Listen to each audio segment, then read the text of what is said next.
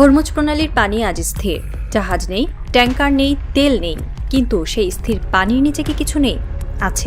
আছে ইরানের প্রতিরোধের ভিত্তি, আছে এক জাতির অদম্য আত্মবিশ্বাস, আছে মোজতবা খামেনির হাতের তৈরি সেই ইতিহাস যেখানে যুক্তরাষ্ট্রকে বাধ্য হয়ে যুদ্ধবিরতি করতে হয়েছে, ইরানের 10 দফা মেনে নিতে হয়েছে, হরমুজের নিয়ন্ত্রণ ছেড়ে দিতে হয়েছে।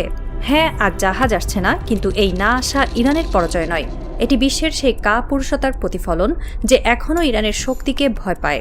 শিপিং কোম্পানিগুলো আসছে না কারণ তারা জানে ইরান এখন হরমুজের মালিক, তারা জানে ইরানের চোখ এখন খোলা, ইরানের মিসাইল এখন তীক্ষ্ণ, ইরানের ট্রিগারে আঙুল এখন প্রস্তুত। একজন তেলবাহী কোম্পানির নির্বাহী গোপনে বলেছেন, আমরা ইরানকে ভয় পাই না, আমরা ভয় পাই অনিশ্চয়তাকে। কিন্তু এই ভয় ইরানের জয়কে ছোট করতে পারে না, কারণ যুদ্ধবিরতির পরও যে পক্ষ মাথা উঁচু করে দাঁড়িয়ে আছে সেটা ইরান, আর যে পক্ষ ঘাঁটি গুটিয়ে নিচ্ছে সেটা যুক্তরাষ্ট্র। এটাই ইরানের আসল বিজয়, কাগজের চুক্তি নয়, বাস্তবের আধিপত্য।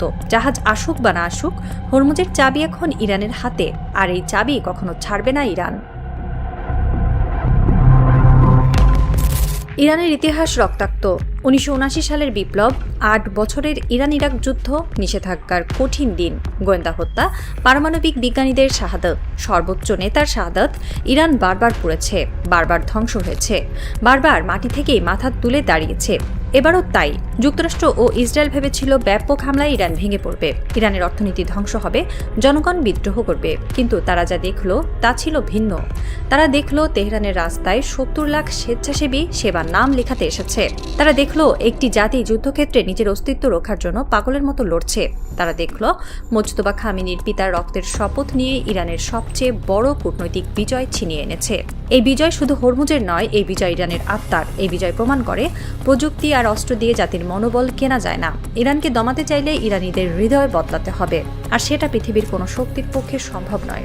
আজ হরমুজে জাহাজ নেই, কিন্তু ইতিহাসের বুকের ভেতর যে আগুন জ্বলছে সে আগুনে পুড়ে যাবে সব বাধা। শিপিং কোম্পানিগুলো যতদিন না আসে ইরান অপেক্ষা করবে, কারণ ইরান অপেক্ষা করতে জানে। ইরান জান্নাতের অপেক্ষায় আছে, হরমুজের জাহাজের অপেক্ষায় নয়। যুদ্ধবিরতির পর ইরানের নতুন সুপ্রিম লিডার মোজতবা খামেনি এক ভাষণে বলেন, আমরা যুদ্ধ চাই না, কিন্তু যদি যুদ্ধ চাপিয়ে দেওয়া হয় আমরা সেই যুদ্ধের ময়দানে এমন দাঁড়াবো যার নাম ইতিহাসের পাতায় সোনার অক্ষরে লেখা থাকবে।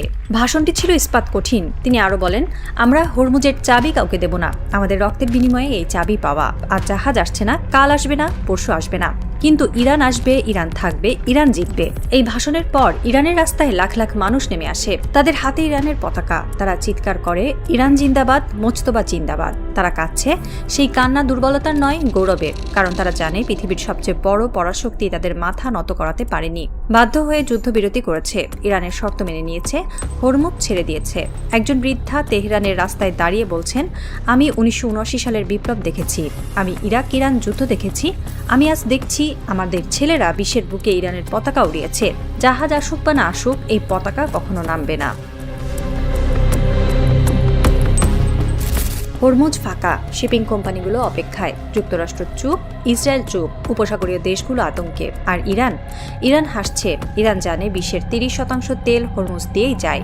কোনো বিকল্প রুট সেই পরিমাণ তেল বহন করতে পারে না। কেপ অফ গুড হোপ পথে সময় বেশি লাগে, খরচ বেশি লাগে, ঝুঁকিও কম নয়। শেষ পর্যন্ত বিশ্বকে ফিরে আসতেই হবে হরমুজে, আর যখন ফিরবে তখন ইরানের টোল দিতে বাধ্য হবে, ইরানের নিয়ম মানতে বাধ্য হবে।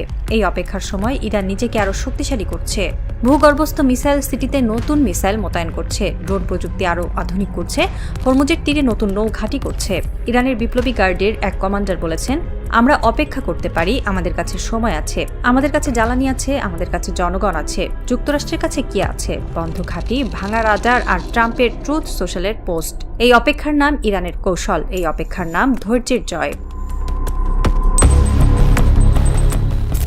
একদিন আসবে, হয়তো কাল, হয়তো পরশু, হয়তো 1 মাস পরে, কিন্তু সেদিন আসবেই যখন প্রথম তেলবাহী ট্যাঙ্কার ভয় কাটিয়ে হরমুজে প্রবেশ করবে। তখন ইরানের নৌ টহল বোট পাশে গিয়ে দাঁড়াবে, ইরানি নাবিকরা ইরানের পতাকা ওড়াবে, আর বিশ্ব দেখবে হরমুজের মালিককে। সেদিন তেহরানের রাস্তায় লাখ লাখ মানুষ নামবে। মোজতবা খামেনি আবার ভাষণ দেবেন। সেদিন তিনি বলবেন, আমরা বলেছিলাম ইরান জিতবে, বিশ্ব হাসল, আজ বিশ্ব দেখল ইরান জিতেছে।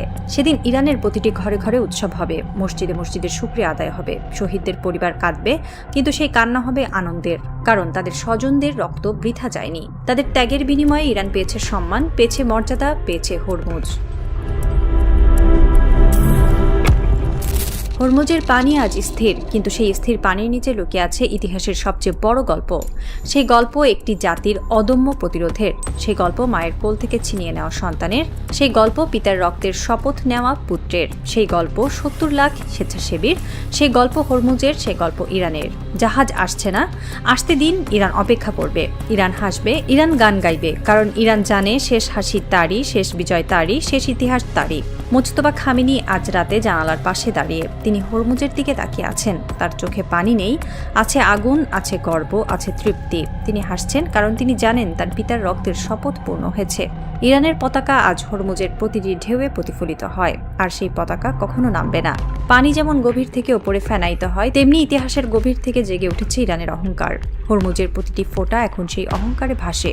জাহাজ আসুক বা না আসুক, এই অহংকার কেউ কেড়ে নিতে পারবে না, কারণ হরমুজ এখন শুধু প্রণালী নয়, এটি ইরানের প্রতিরোধের প্রতীক, এটি ইরানের বিজয়ের স্মারক, এটি ইরানের চিরকালীন পতাকা।